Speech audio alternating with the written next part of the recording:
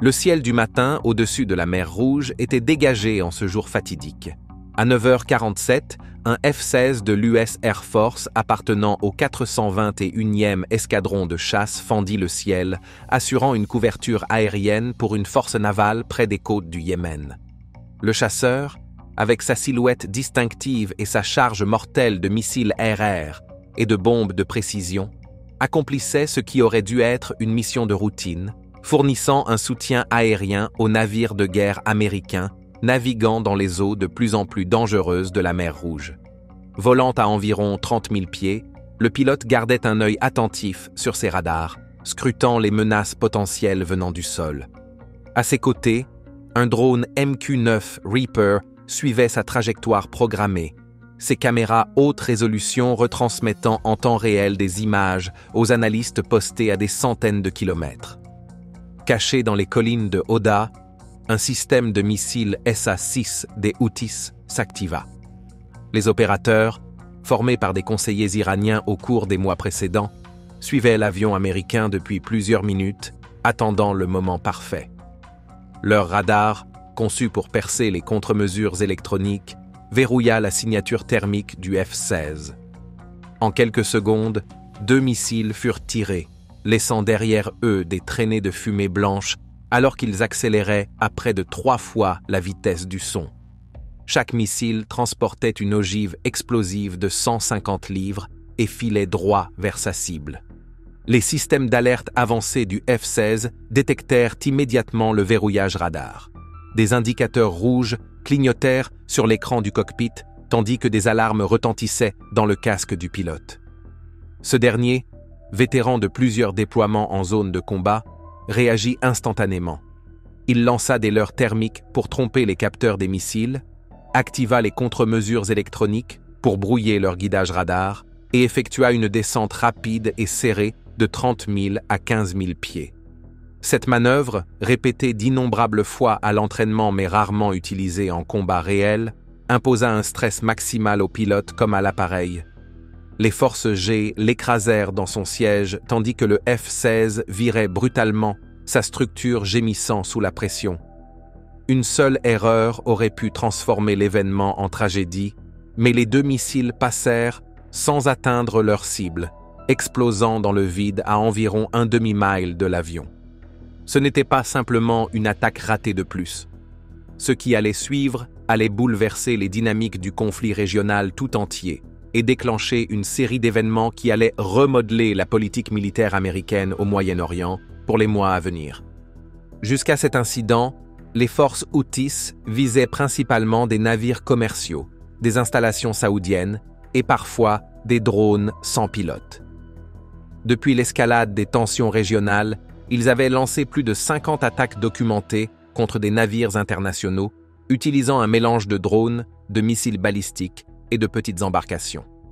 Ces frappes avaient perturbé le commerce mondial, fait grimper les tarifs d'assurance des compagnies maritimes et contraint de nombreux navires à éviter complètement la mer Rouge, préférant la route plus longue contournant l'Afrique. Plusieurs pétroliers commerciaux avaient été endommagés, et au moins un avait coulé après avoir été touché par plusieurs drones explosifs. Ces attaques, bien que dangereuses et perturbatrices, étaient restées en dessous du seuil qui aurait justifié une intervention militaire américaine à grande échelle. Washington avait répondu par des frappes limitées sur les sites de lancement et par l'interception occasionnelle de missiles et de drones menaçant les navires commerciaux. Mais tirer directement sur un avion de chasse américain habité représentait une escalade majeure. C'était un pari calculé et dangereux. Les experts militaires identifièrent rapidement les armes comme étant probablement de fabrication iranienne, des versions modifiées des séries de missiles Sayyad ou Ra'ad, conçues spécialement pour intercepter des cibles aériennes à grande vitesse. Ces missiles solaires pouvaient atteindre des altitudes supérieures à 30 000 pieds et suivre leur cible malgré les brouillages électroniques.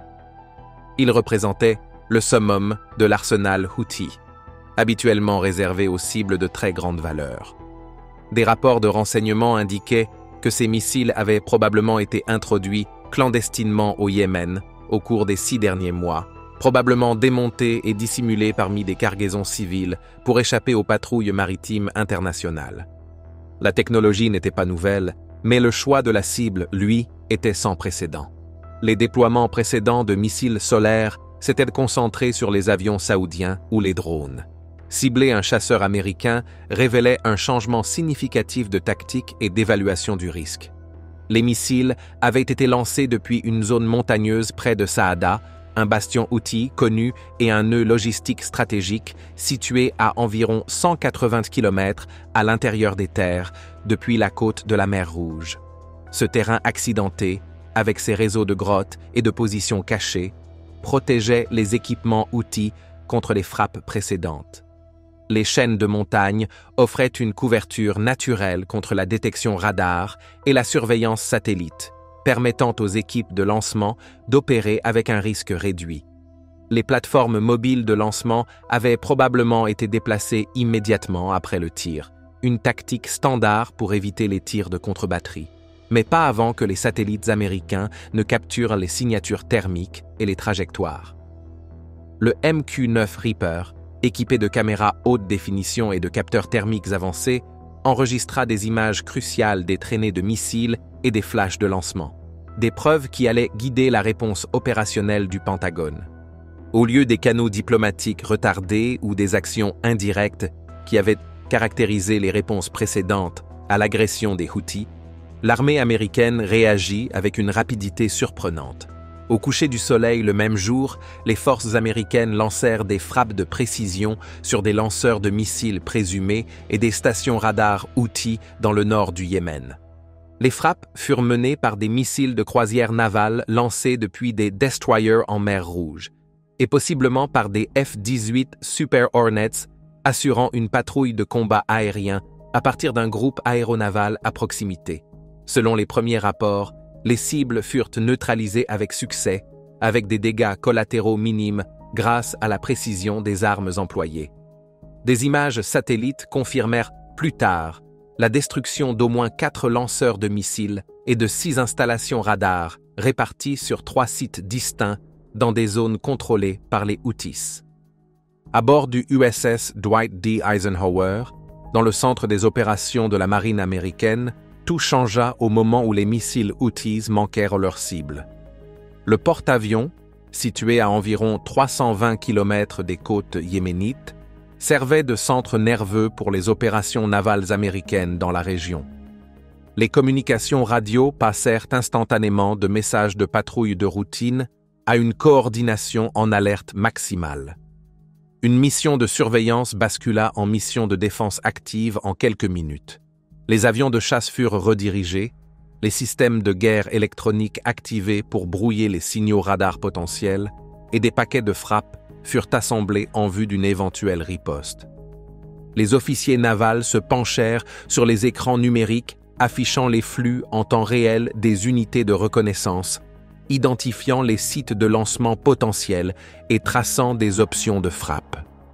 Les officiers en charge de l'armement calculaient les trajectoires des missiles et la puissance des charges explosives, afin que toute réponse soit à la fois efficace et proportionnée. Le capitaine du navire restait en communication constante avec le quartier général du commandement central, l'informant des moyens disponibles et recevant les derniers renseignements au fur et à mesure. Le message du Pentagone au commandement central était clair et sans équivoque. Cette attaque ne pouvait rester sans réponse. Une ligne rouge avait été franchie, et l'Amérique allait réagir avec force pour protéger son personnel et ses équipements.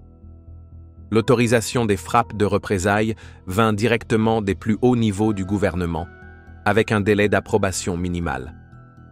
Avant midi, la marine américaine avait verrouillé les coordonnées grâce aux images satellites et aux données des drones, concentrant leur attention sur la zone de lancement près de la province de Saada, au Yémen. Les analystes du renseignement identifièrent les emplacements les plus susceptibles d'abriter les systèmes de missiles et les radars associés. Ils analysèrent les données d'imagerie thermique, les interceptions de communication et les modèles d'activité pour distinguer les cibles militaires des infrastructures civiles. Cette région, bastion historique des Houthis, étaient fortifiés avec des lanceurs de missiles mobiles, des radars et des sites de production de drones, tous soigneusement dissimulés dans les montagnes et les vallées.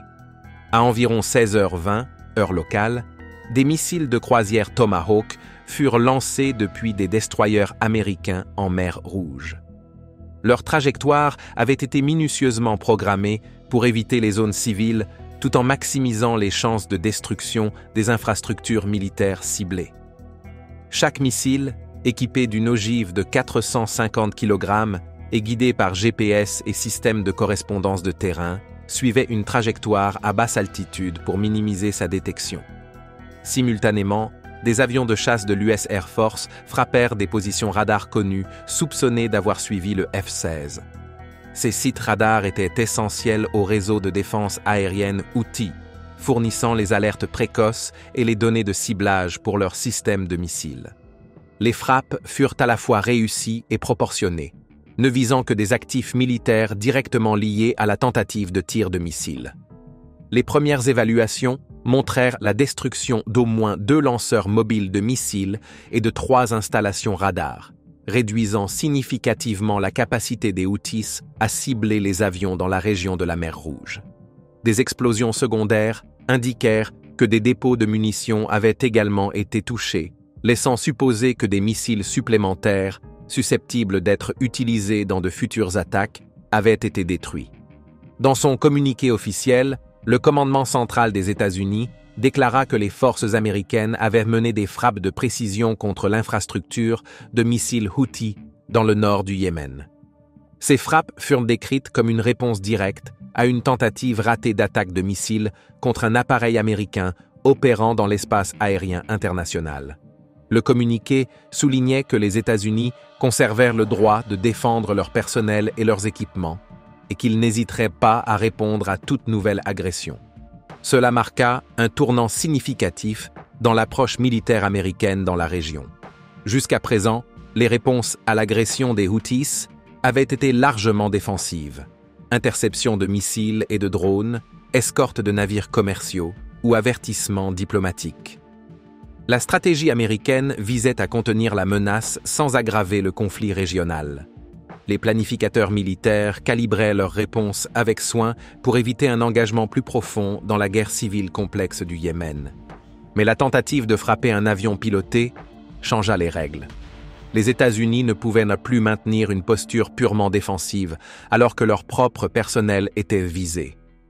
Il ne s'agissait plus seulement de protéger les voies maritimes commerciales, il s'agissait d'empêcher des attaques contre des vies américaines. Le calcul stratégique évolua d'une posture de confinement vers une dissuasion active, avec une volonté de frapper de manière préventive si le renseignement signalait une attaque imminente. La marine américaine commença à repositionner ses navires de guerre dans toute la région pour créer un réseau de défense plus robuste. Le groupe aéronaval du porte-avions Eisenhower, qui opérait dans la grande région du Moyen-Orient, se rapprocha des côtes yéménites afin d'assurer un soutien aérien immédiat si nécessaire. L'escadre aérienne du porte-avions, composée d'environ 75 appareils, dont des FA-18 Super Hornet, des UA-18G Growler de guerre électronique et des E-2D Hawkeye de détection avancée, maintenait des patrouilles de combat aérien 24 heures sur 24 au-dessus de la flotte. Des destroyers comme l'USS Laboon et l'USS Mason ajustèrent leur position afin de créer des zones de défense antimissiles superposées, garantissant que tout futur tir Houthi ferait face à plusieurs couches d'interception. Ces destroyers de classe Arleigh Burke, équipés du système de combat Aegis ainsi que de missiles intercepteurs SM-2 et SM-6, représentaient le summum de la défense aérienne navale. Leurs radars pouvaient détecter des lancements depuis l'intérieur du territoire Houthi, offrant une alerte précoce cruciale pour les navires militaires et civils. Les équipages furent informés de l'élévation du niveau de menace et invités à s'attendre à d'éventuelles actions hostiles supplémentaires. Les tours de garde furent renforcés, avec plus de personnel en alerte en permanence. Les marins, habitués à des quarts de 8 heures, se retrouvèrent à leur poste pendant 12 heures ou plus. Les systèmes d'armement furent maintenus à des niveaux de préparation élevés, avec des missiles préchargés et des systèmes de ciblage constamment mis à jour.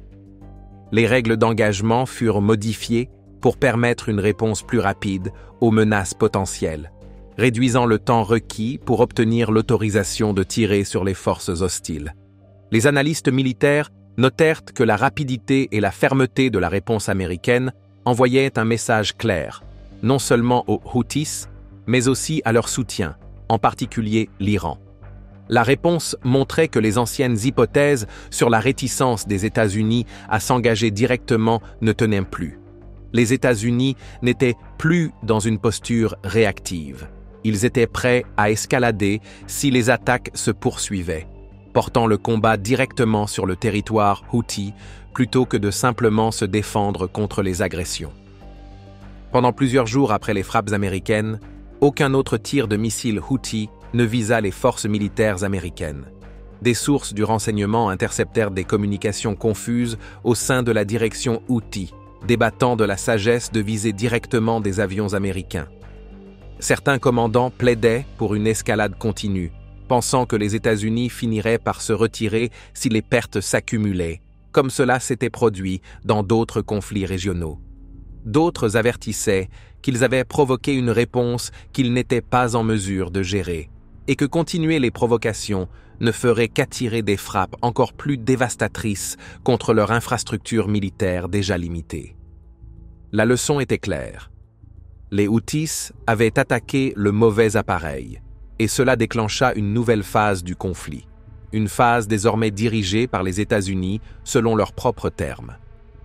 En visant un F-16 américain armé et piloté, les Houthis franchirent une ligne spécifique qui changea fondamentalement la nature de leur conflit avec l'Amérique. Ils avaient déclaré une hostilité ouverte contre l'armée américaine, un combat qu'ils n'étaient pas en mesure de gagner malgré leur capacité croissante. Les forces Houthis ne sont pas une simple milice non entraînée réfugiée dans les collines. Elles sont aguerries au combat, lourdement armées, et ont accès à une technologie iranienne avancée. Après plus de 8 ans de guerre civile, elles ont développé des tactiques efficaces contre les forces terrestres comme contre la puissance aérienne. Elles ont frappé des pétroliers avec succès, abattu des drones et perturbé le commerce mondial dans la mer Rouge.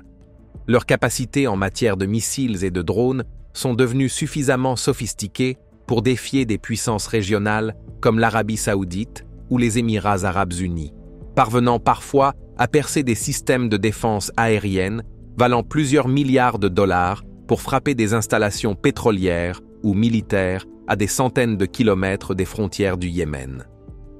Mais attaquer un avion de guerre américain changea radicalement les enjeux pour plusieurs raisons cruciales. Premièrement, ils perdirent la position morale qu'ils exploitaient souvent dans les récits médiatiques internationaux. Les Houthis s'étaient longtemps présentés comme les défenseurs du Yémen contre l'intervention étrangère, en particulier contre les frappes aériennes saoudiennes ayant causé de nombreuses victimes civiles. Ce récit leur avait valu une certaine sympathie internationale, malgré leurs propres violations des droits humains et leur recours à des enfants soldats. Ils présentaient leurs attaques maritimes comme une réponse aux opérations israéliennes à Gaza, affirmant leur solidarité avec les Palestiniens et encadrant leurs actions comme une résistance contre l'agression soutenue par l'Occident. Frapper un navire commercial pouvait encore susciter de la sympathie internationale et des appels au cessez-le-feu.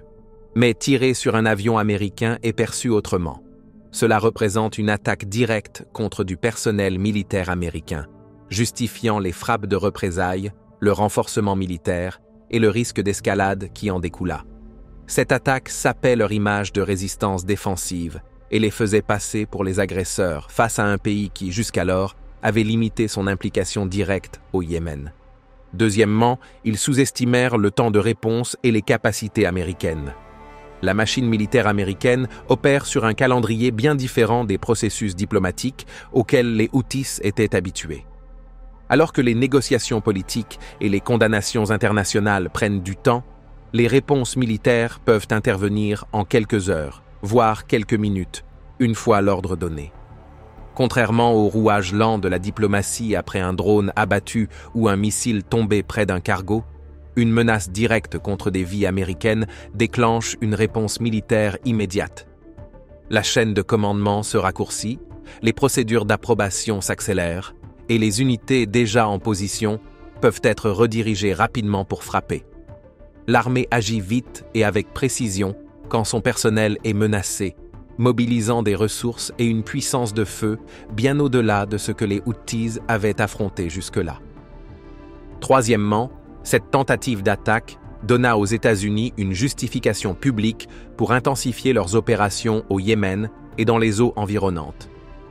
Jusqu'à ce point, les frappes américaines faisaient l'objet de critiques internationales accusées d'aggraver le conflit ou de risquer une escalade. Des organisations de défense des droits humains et certains alliés s'interrogeaient sur le rôle de l'Amérique dans un conflit ayant déjà provoqué l'une des pires crises humanitaires du monde. Des commissions du Congrès exprimaient leurs inquiétudes concernant l'élargissement progressif de la mission et la légalité des actions militaires américaines au Yémen. Désormais, Washington disposait d'un récit clair. Nous avons été attaqués en premier. Cette justification fit taire de nombreux critiques et ouvrit la voie à des opérations militaires plus étendues que ce qui avait été politiquement envisageable jusque-là. La base juridique des frappes s'éclaircit grâce aux dispositions de légitime défense, offrant aux planificateurs militaires une plus grande latitude dans le choix des cibles et le rythme des opérations. Il y eut également une erreur de calcul stratégique en termes d'exposition du renseignement. Les Houthis avaient probablement l'intention de démontrer qu'ils pouvaient atteindre des avions américains et qu'ils n'étaient plus de simples spectateurs passifs de l'espace aérien au-dessus de la mer Rouge. En réalité, ils exposèrent leur propre vulnérabilité et révélèrent des informations cruciales sur leurs capacités et leurs tactiques. L'attaque ratée permit aux États-Unis d'identifier les points de lancement, les emplacements radars et des infrastructures que l'armée américaine cartographia rapidement avant de les détruire.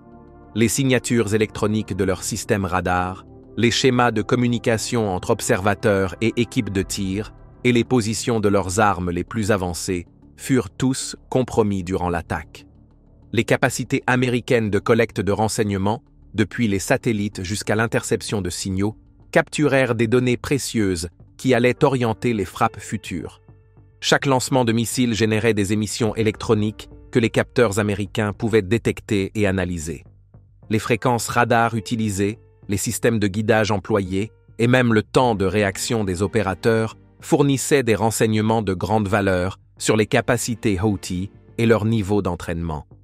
Ces informations allaient réduire les chances de réussite des attaques futures tout en augmentant les risques de destruction de systèmes de missiles coûteux et difficiles à remplacer.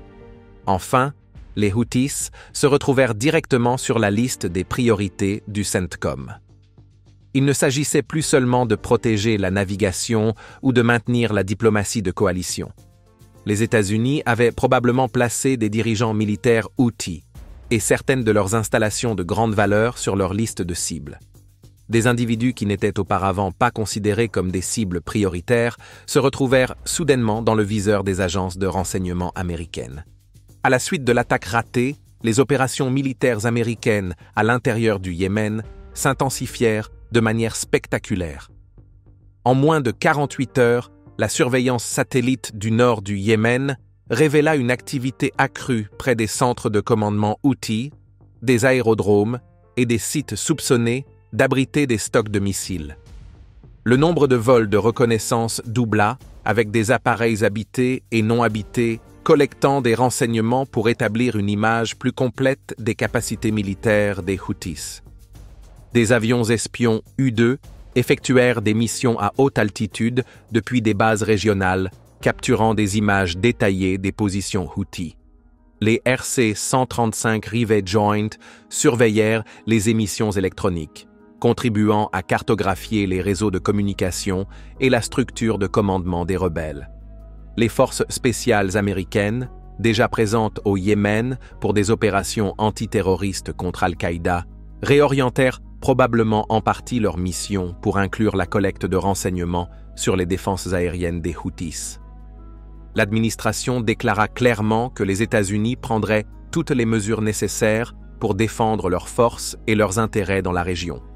Cela signifiait plus de drones dans le ciel, davantage de navires de guerre en mer Rouge et un redéploiement temporaire de forces spéciales sur des points stratégiques dans le Golfe. Les conseillers militaires auparavant concentrés sur la lutte contre Al-Qaïda réorientèrent en partie leur attention vers la menace Houthi.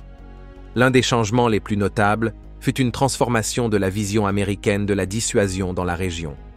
Jusque-là, la stratégie avait largement consisté à éviter l'escalade, en limitant les ripostes à des frappes défensives et à des démonstrations de force soigneusement calibrées. Les planificateurs militaires craignaient de s'enliser davantage dans la guerre civile complexe du Yémen, qui impliquait déjà plusieurs factions et puissances régionales, dont l'Arabie saoudite, les Émirats arabes unis et l'Iran. Le souvenir des engagements militaires passés au Moyen-Orient pesait lourd dans les décisions stratégiques, créant une certaine réticence face à toute action, risquant d'entraîner un engagement militaire plus large. Cette posture prudente disparut du jour au lendemain. Le message de Washington devint simple et direct. Si vous ciblez les forces américaines, nous ne nous contenterons pas de nous défendre. Nous frapperons les premiers, et plus fort.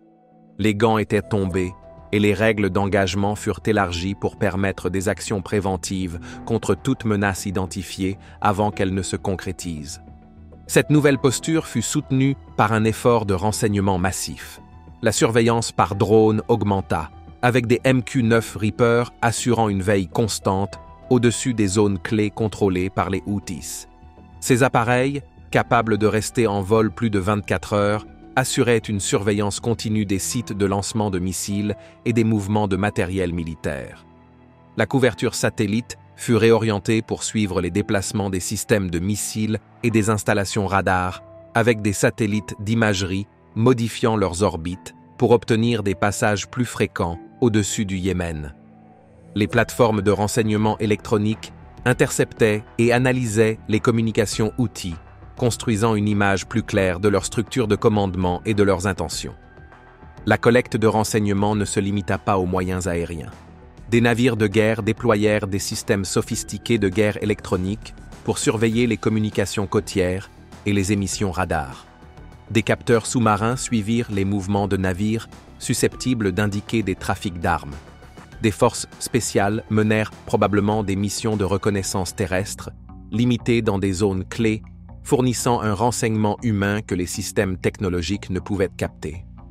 Ce message semblait porter ses fruits.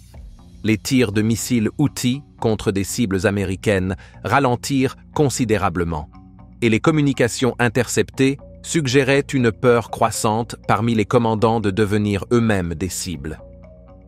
Certaines unités Houthis auraient déplacé leurs armes les plus précieuses plus profondément dans les grottes montagneuses, sacrifiant leur préparation opérationnelle pour plus de sécurité. D'autres se seraient dispersés en petits groupes, rendant la coordination d'opérations à grande échelle plus difficile, mais réduisant également leur attrait en tant que cible pour les frappes américaines. Une grande partie de l'analyse stratégique passait sous silence la tragédie humaine toujours en cours au Yémen. Le pays avait déjà enduré 8 années de guerre civile dévastatrice, créant ce que les Nations Unies qualifiaient de pire crise humanitaire au monde.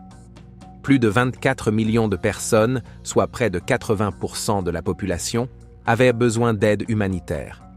Environ 2,2 millions d'enfants souffraient de malnutrition aiguë, et des maladies évitables comme le choléra avaient touché plus d'1 million de personnes, en raison de l'effondrement des systèmes de santé et d'assainissement. Les nouvelles opérations militaires, même ciblées avec précision, risquaient d'aggraver la souffrance des civils. Chaque frappe, quelle que soit sa justification militaire, semait la panique dans des communautés déjà traumatisées par des années de conflits. Les infrastructures endommagées lors des opérations militaires mettaient des mois, voire des années, à être réparées, lorsqu'elles l'étaient. Les réseaux électriques, les stations de traitement de l'eau et les infrastructures de transport, déjà au bord du fonctionnement, pouvaient être complètement mis hors service par des frappes à proximité, même s'ils n'étaient pas les cibles visées. Les organisations humanitaires, avertissait qu'une escalade risquait d'aggraver une situation déjà catastrophique. Les perturbations du trafic maritime ne touchaient pas seulement le commerce mondial, mais également la livraison de fournitures essentielles à la population yéménite. Le pays importe 90% de sa nourriture, et toute interruption du trafic maritime a des conséquences directes sur le bien-être des civils. Lorsque les navires évitent les ports yéménites pour des raisons de sécurité, les prix des denrées alimentaires grimpent en flèche, rendant la nutrition de base inaccessible pour de nombreuses familles vivant déjà dans la pauvreté. Les Houthis contrôlaient des territoires où vivaient des millions de civils. Les frappes américaines, même lorsqu'elles visaient des cibles militaires, semaient la peur au sein de ces communautés. Le bruit des avions de chasse ou des missiles de croisière rappelait les souvenirs traumatisants des années de bombardement de la coalition dirigée par l'Arabie saoudite, qui avait tué des milliers de civils. Lorsque les tensions augmentaient, les parents gardaient leurs enfants à la maison et les familles dormaient dans les sous-sols ou dans des pièces renforcées. Les Houthis exploitaient cette peur dans leur propagande, se présentant comme les défenseurs face à l'agression étrangère. Leurs médias mettaient en avant des zones civiles, proches des cibles militaires, exagérant parfois le nombre de victimes pour générer de la sympathie internationale et renforcer le soutien intérieur. Des images de maisons endommagées et de civils blessés, même lorsqu'elles n'étaient pas directement causées par les frappes américaines, étaient attribuées à celles-ci pour nourrir un sentiment anti-américain au sein de la population. Cependant, les opérations militaires des Houthis mettaient elles aussi les civils en danger. En plaçant leurs équipements militaires dans des zones peuplées et en utilisant des infrastructures civiles à des fins militaires, ils créaient des situations où les pertes civiles devenaient plus probables en cas de frappe. Leurs tirs de missiles contre la navigation internationale risquaient de provoquer des ripostes qui affecteraient inévitablement la population qu'ils prétendèrent protéger. Leur pratique du recrutement forcé de combattants, y compris des enfants, brouillait davantage la distinction entre civils et militaires. Alors que la poussière retombait après les premiers échanges, toutes les parties se retrouvaient face à des choix difficiles sur la suite à donner à un conflit qui durait depuis bien trop longtemps et avait causé d'immenses souffrances. Pour les États-Unis, le défi consistait à trouver l'équilibre entre la dissuasion ferme et l'évitement d'un enlisement plus profond au Yémen. Les planificateurs militaires devaient se poser plusieurs questions. Quelle pression suffisait à empêcher de nouvelles attaques sans déclencher une escalade incontrôlable? L'objectif était-il simplement de protéger les forces américaines et la navigation internationale, ou fallait-il aller jusqu'à affaiblir plus largement les capacités militaires Houthis? Des frappes limitées pouvaient-elles produire une dissuasion durable, ou allaient-elles simplement inciter à des attaques plus inventives? L'administration faisait également face à des considérations politiques internes. Les opérations militaires à l'étranger comportent toujours des risques politiques, en particulier dans une région où les interventions passées se sont révélées coûteuses et impopulaires. Expliquer au public américain pourquoi des troupes étaient engagées au Yémen nécessitait des objectifs clairs et une stratégie de sortie. Les commissions de surveillance du Congrès exigeaient des rapports réguliers sur l'étendue et la légalité des actions militaires, notamment à mesure que les opérations dépassaient leur posture défensive initiale. Pour les Houthis, l'avenir était tout aussi complexe. Leur tentative de frapper un avion de chasse américain avait spectaculairement échoué, provoquant une réponse militaire d'une ampleur qu'ils n'étaient pas préparés à affronter. Pourtant, reculer totalement signifiait perdre la face devant leurs partisans et renoncer à leur position en tant que force régionale crédible. Leur légitimité au Yémen reposait en partie sur leur image de groupe prêt à affronter les puissances étrangères. Leur direction débattait d'un éventuel changement de tactique, peut-être en se concentrant sur des cibles moins provocantes, ou d'un durcissement assumé malgré les risques d'affrontement avec les forces américaines. Une grande partie dépendait de la volonté de l'Iran de remplacer les armes détruites lors des frappes américaines et de fournir un soutien accru face à la pression militaire grandissante. Des rapports faisaient état de désaccords au sein de la direction Houthi sur la pertinence de provoquer directement les États-Unis, certains courants plaidant pour un retour à des opérations plus limitées contre le commerce maritime ou les cibles régionales. Merci d'avoir regardé cet épisode. Pendant que vous êtes encore là, n'oubliez pas de cliquer sur la vidéo à l'écran pour découvrir d'autres contenus de qualité.